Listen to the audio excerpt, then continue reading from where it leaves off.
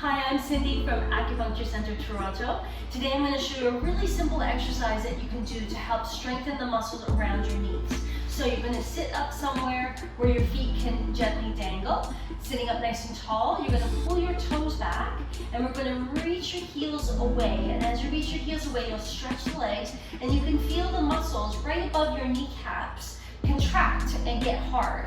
And then you're going to slowly let that go. Relax, and again, you're going to pull the toes up, reach the heels away slowly, and as you do, you feel those muscles working right above the knees here, and then slowly lower down. Flex the toes, reach away, heels reaching, contract the knees, the quads around the knees, and then slowly down. You can do 10 of these once a day, flex the toes, 10 of these every other day. There should never be any pain, any discomfort, and then slowly lower down. We're just working on gently strengthening the top of the quad muscles in a really simple way. Thanks.